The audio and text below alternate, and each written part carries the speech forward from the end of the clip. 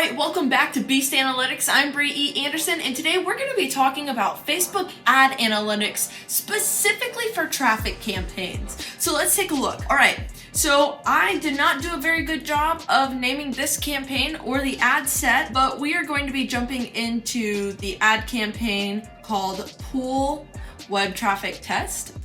Again, I did not do a great job. This was just, like it says, a test. I set up this ad set. This ran like a long time ago, but I just want to show you kind of what's here automatically and what columns or metrics you may want to add. So the first thing we see is the delivery. We can see that this one is completed.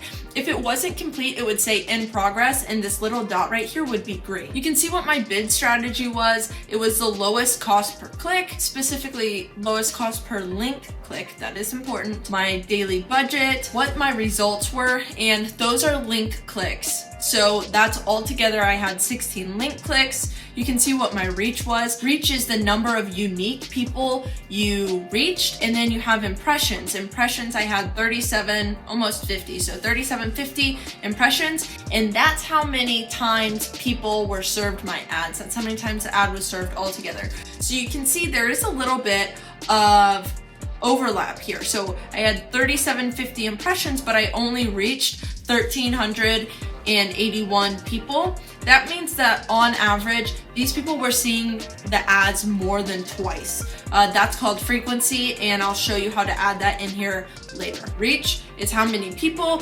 impressions were how many times it was served. Okay, then we have our cost per click. This ranges depending on your industry, so you just have to keep in mind like how many clicks is it going to take to convert and how much can you spend on advertising per conversion. So if you have a $5 widget and it costs $1.43 to get a click and you need 2 clicks, then you're already at $3 and you're only going to make $2 on the widget before adding in cost of goods. So that's not going to work, right? So you always want to be looking at that cost per click. The column is called cost per result because it may be like engagements, if you had an engagement ad, what have you. You can see the amount spent. It'll also show you progress here. So if I hadn't spent all of my money, it would show me how much was left. You can see when it ended. This was about a year ago. You can see when it ran. So it ran for 5 days. Here's that frequency column I was talking about. I'll show you how to move those columns around in case you want it to be closer to the reach and impressions.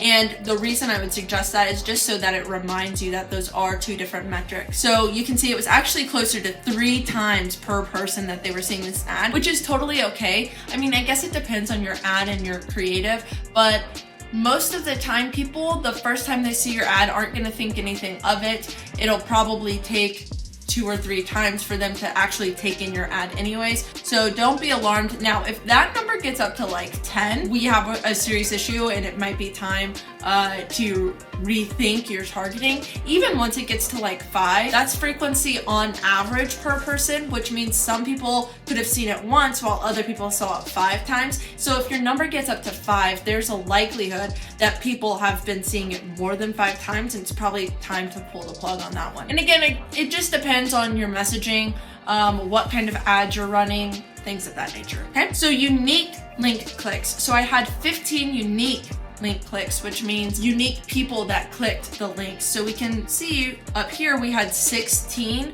all together, but only 15 of them were unique. And all that means is that somebody clicked the link twice. Your website purchases would be right here. I didn't have conversion tracking on this one set up at the time that I ran this. It was just a test.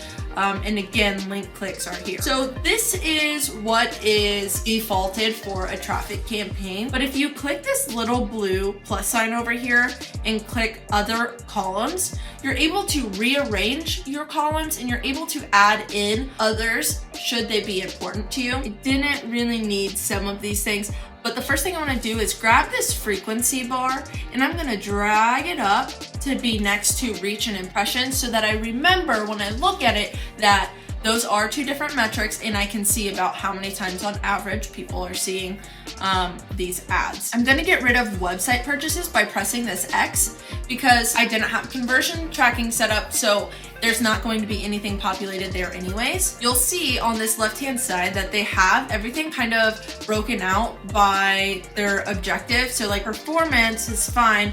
I'm probably gonna look more at clicks under engagement because that's what I was looking for. So unique click-through rate, that would be pretty interesting. We actually didn't even get click-through rate at all. So I'm gonna add in click-through rate. And I just do that by clicking on the square next to the name, and it'll automatically add it to the end of your columns, and that's where I have all of my link clicks anyways. So I'm just gonna leave those there. And then let's see, I don't really see anything else that I want, but it just depends. It really depends on what the goal of your campaign is. Like I said, this was a traffic campaign. So for most traffic campaigns, this is going to be good. Now, if you do have conversion tracking set up, which I really do suggest setting up before you start sending traffic to your website, then you could get under this conversions tab here, and there's all sorts of conversions. Now, I will tell you, you have to have your Facebook pixel set up and set up correctly, all of your events set up correctly to use these events down here. But once you have them, you start to get some really good information.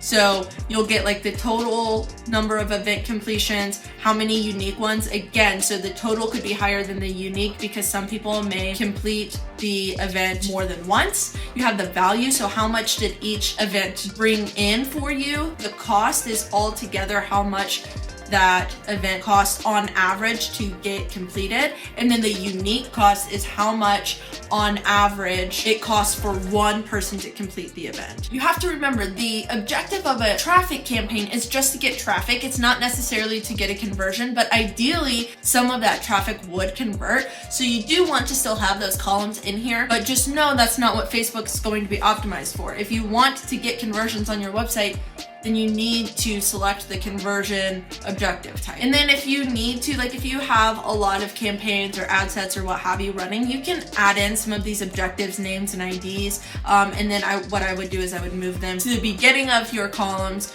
just so that you know upfront what you're looking at. And once I get everything that I wanted in my columns and I have my columns set up the way that I want them, I'll just press apply, and you can see that at the end these are starting to populate. So my click-through rate, unique click-through rate, was on average a 1.81, so not my favorite. Link click-through rate was 0.43, so again, not great. But it was just a test. We just spent a little bit of money, and now I know that this wasn't working the way that I wanted it to. That frequency was kind of high, so maybe it's just going in and changing the creative, maybe it's going in and changing the targeting. That's how I would set up your columns and start to look at your analytics for Facebook ads if you are running a traffic campaign. Thanks for sticking around. If you have any specific questions, please drop them in the comments below.